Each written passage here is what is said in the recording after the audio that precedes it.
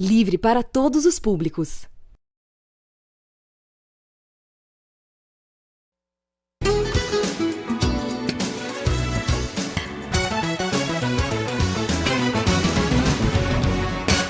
Hoje o Fundo Brasil de Direitos Humanos retoma as participações aqui no Bom para Todos e com um assunto que está em pauta nesse debate nacional há quase 2 semanas, que é justamente o assassinato cruel do Moise Kabagambe, um jovem de origem congolesa. Ele veio viver no Brasil há mais de uma década na condição de refugiado, junto com a sua família.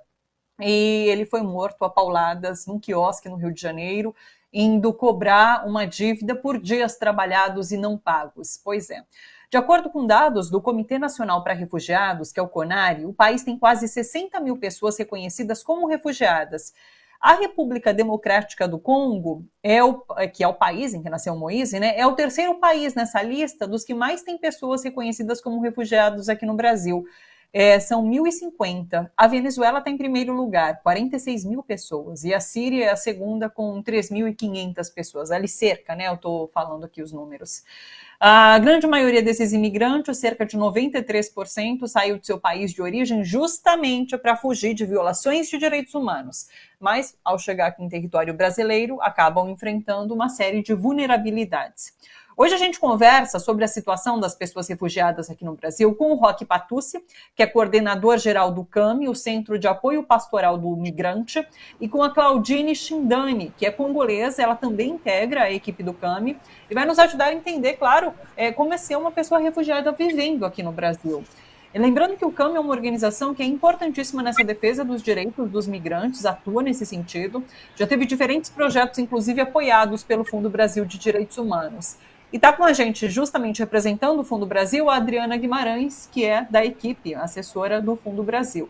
Pessoal, um prazer recebê-los aqui, muito obrigada pela participação. E eu quero começar questionando justamente a Claudine sobre essa realidade do refugiado, né? Eu queria que você falasse, inclusive, um pouquinho sobre o que vive a República Democrática do Congo nesse momento. A gente sabe que é o terceiro maior país africano em extensão territorial, enfrenta diversos conflitos internos nesses últimos 20 anos, e realmente são muitos os refugiados que fogem do país por conta da violência que existe lá, e daí se depara com uma situação também bastante complexa aqui no Brasil. Começa contando para a gente um pouquinho sobre essa realidade, Claudine, por favor. Boa tarde. Oi, boa tarde. Prazer de fazer parte dessa conversa, né? A gente vai falar um pouco da República Democrática do Congo, que às vezes tem muitas pessoas que ouviram falar da morte do Moisés e se acordaram assim: puxa, a República Democrática do Congo. Então, a República Democrática do Congo, que é meu país, é um país do centro da África, né? A gente está no centro mesmo da África. Falando disso, como você disse agora, né, na introdução, a causa da saída dos congoleses no mundo é 3 causas, na verdade, né? A primeira causa que é o costume, que não é quase. Esses dias não tem muita... não tem muita coisa. Essa causa não é muito mesmo, porque essa aí evolui, né, referente ao costume, tipo casamento forçado, tipo estudo só para meninos, não para meninas. Então, isso aí é bem pouco. Mas tem causa maior. Causa maior tem 2 causas. Um é maior, até mais que o outro. 2 causas. As rivalidades étnicas e brigas por recursos humanos, né? Nessa aí tem, por exemplo, o massacre do Yumbi, que aconteceu em fevereiro de 2019, que causou muitas mortes, mais de 500 mortos, e mais de 2.000 pessoas que saíram do lugar para procurar refúgio, tanto dentro do país interno, tanto fora do país. Mais de 1.500 casas queimadas. Então, isso é aquele conflito étnico. Mesma coisa falando do Moisés, na região deles no país. Eu não sou da região do Moisés, mas conheço a região que tem sempre aquele conflito do Ema e Lendo. Então, essas duas etnias têm sempre conflitos e isso causa a morte sempre. Os Emas entram na cidade dos Lendos, mata todos, e os Lendos fazem a mesma coisa. Então, é um conflito que, na verdade, sempre fica assim, rolando, gerando um ciclo. Aí, isso incomoda muitos e gera essa migração. Agora, a causa maior, como eu posso dizer agora, e o principal, que é política. Na verdade, baseado na exploração ilegal dos recursos minerais do Congo, naturais do Congo. A gente tem 12 tipos do minerais no Congo. E isso, eu como jornalista, eu viajei tudo canto do meu país, viajando para aqui, para lá, e experimentei muitas coisas, às vezes, que é difícil até para falar, às vezes a pessoa pensa que é um filme, é um imaginário, mas são as coisas reais, realmente que a gente vive. De um lado, o governo do Congo, apoiado para alguns países, e de outro lado, os rebeldes do Congo, apoiado para outros países também inimigos, que aproveitam os países, na verdade, da fronteira, da leste da República, que também aproveitando desses recursos para alimentar esses conflitos e que haja sempre essa migração, tanto interno que externo. Então, o cobalto hoje é aquele que atrai o mundo inteiro para o Congo. Essas grandes empresas, a Huawei, eu não sei, Ericsson, LG, tudo, estão lá no Congo por causa do cobalto que a gente usa hoje para computador, para a fabricação de computadores, dos celulares, dos tablets. Então, isso gerou um conflito que, na verdade, se tornou uma guerra civil até, porque é gerado para outras pessoas. E eu presenciei muitas coisas nossa, que não dá nem para falar. A gente, como jornalista, teria que denunciar algumas coisas, mas a gente acaba denunciando e alvo do governo também, que às vezes não concorda com a gente e isso cria uma insegurança para a gente sair. Eu presenciei uma criança de 12 anos, né, que ganhou um neném depois de estupro de mais de 30 pessoas e realmente acabou sendo assim, mãe muito jovem e não queria amamentar essa criança por essa lembrança muito difícil. Então, é uma coisa que realmente, mesmo a gente está falando, às vezes a pessoa pensa, mas essa pessoa realmente está falando de coisas certas, mas é real, é aquele que a gente está vivendo, por isso que você vai ver mais de 5 milhões dos congoleses estão fora. A gente já perdeu 12 milhões dos congoleses. É uma guerra que nem se fala no mundo, mas é uma guerra real que está matando hoje em dia, estupro das crianças, estupro das mulheres. Gente, é muito difícil e a gente vive essa trauma que leva os congoleses, gerou uma crise muito forte. Alice, aí, plano de saúde. A gente sai para outro canto, procurando onde começar uma vida nova, né? Nesse sentido. E isso,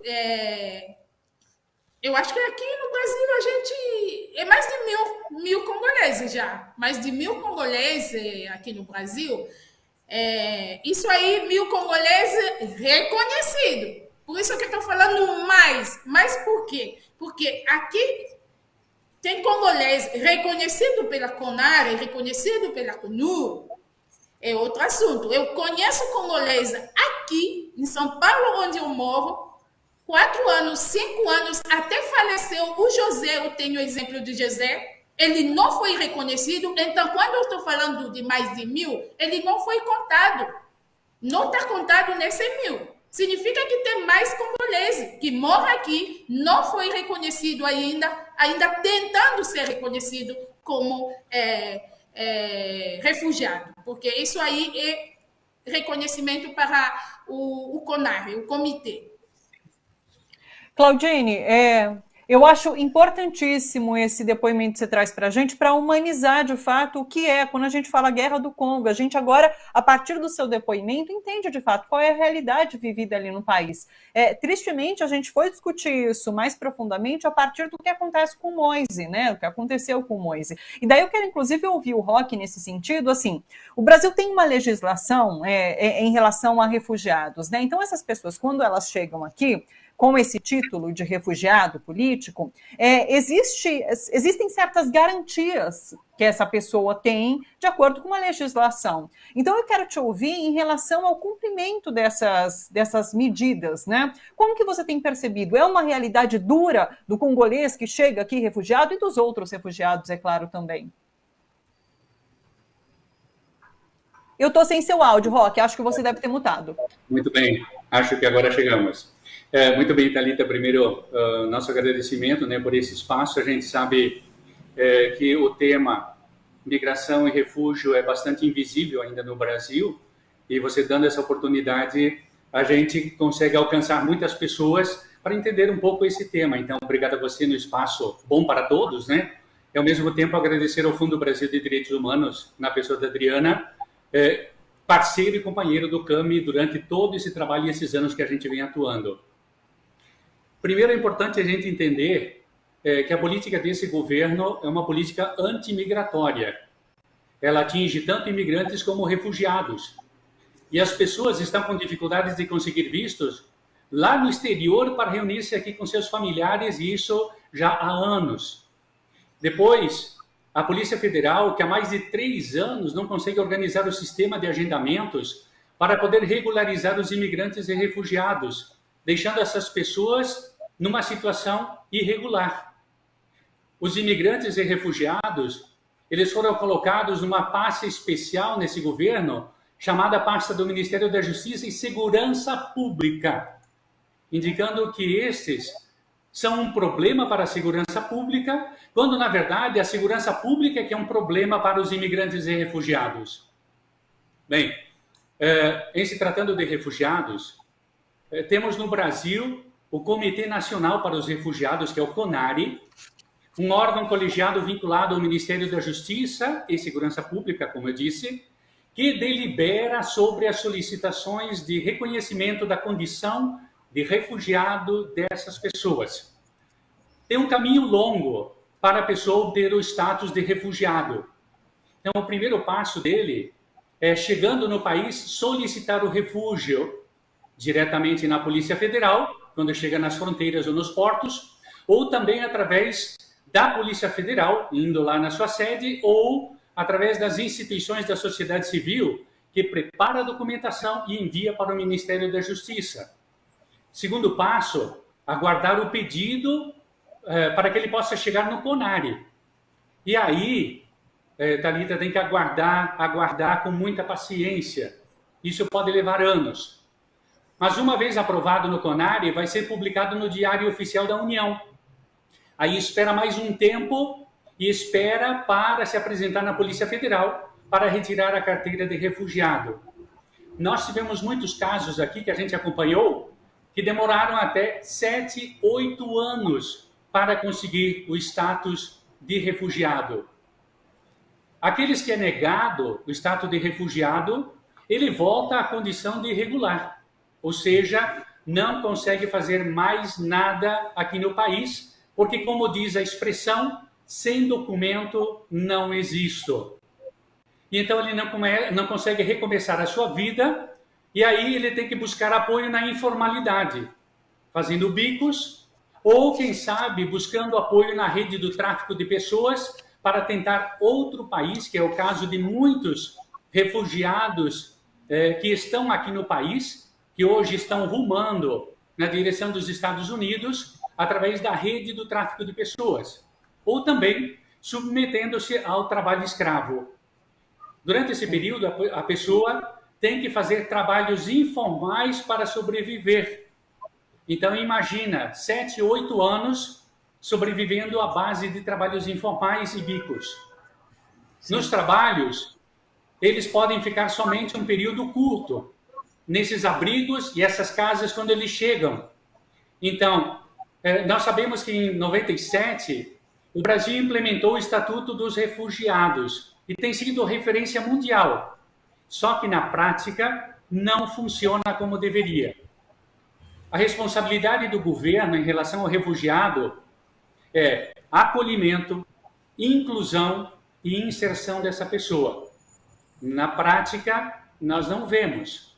Quem faz isso é a sociedade civil ou as igrejas que se colocam à disposição para poder ajudar essas pessoas com uma caridade e não com um serviço público. Sim. Mas quem são os refugiados? Os refugiados são pessoas vítimas de qualquer tipo de perseguição, seja por motivo de raça, religião, nacionalidade, ou pertencer a determinado grupo social, ou por opiniões políticas, ou situações de catástrofes. Essas pessoas chegando aqui podem pedir refúgio.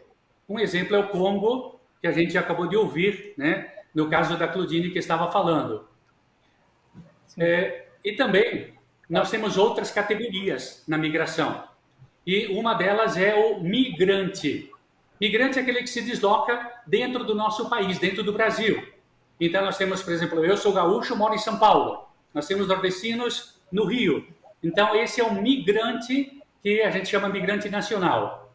Depois nós temos os imigrantes, são os que vêm de outros países. E hoje nós temos no Brasil em torno de 1,5 milhão de imigrantes vivendo aqui.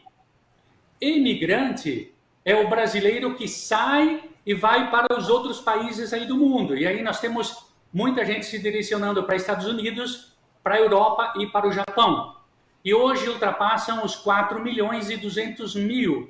Isso nos dados do governo. Mas, na verdade, com certeza, ultrapassam 6 milhões. Então, nós temos 1,5 milhão de imigrantes e refugiados no país e nós temos 6 milhões de brasileiros fora. E nós temos ainda a categoria dos apátridas, que são aqueles que, por um motivo ou outro, não têm mais nenhuma nacionalidade e também podem pedir acolhimento aqui no país. Estou explicando para todos que antigamente se usava a palavra estrangeiro através do estatuto que regia a lei dos imigrantes aqui no país. Não usamos mais esse nome, pois é um termo que deprecia a pessoa do imigrante. Chamamos de imigrante ou refugiado. Podemos também chamar essas pessoas, queremos, de migrantes nacionais ou migrantes internacionais. Não é complicado, são diversas categorias, mas todas elas tratam de um ser humano, de uma pessoa.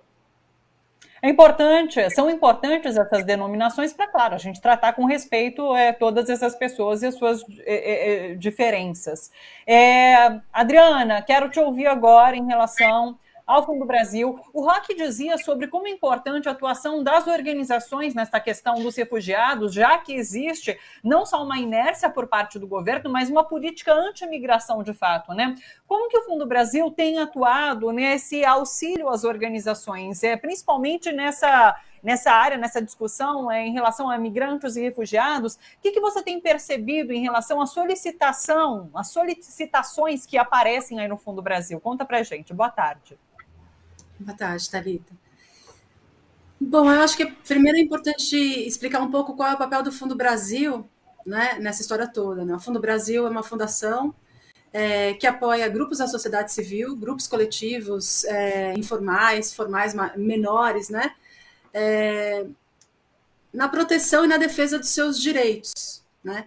Então, o Fundo Brasil por si só, o papel dele é apoiar esses grupos e isso se dá através de editais e cartas convites, processos públicos aos quais os grupos podem concorrer.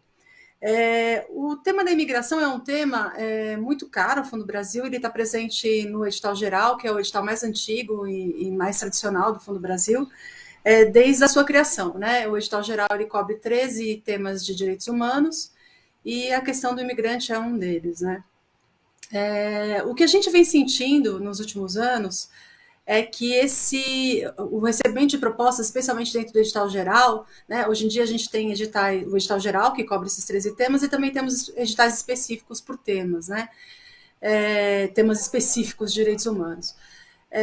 O número de propostas, eles vem crescendo, e isso se reflete no número de apoios também, né, o Fundo Brasil apoia esses grupos através de um processo público, como eu falei, onde os grupos mandam suas propostas, e essas propostas são selecionadas por um comitê de especialistas, um comitê externo, né, ao Fundo Brasil.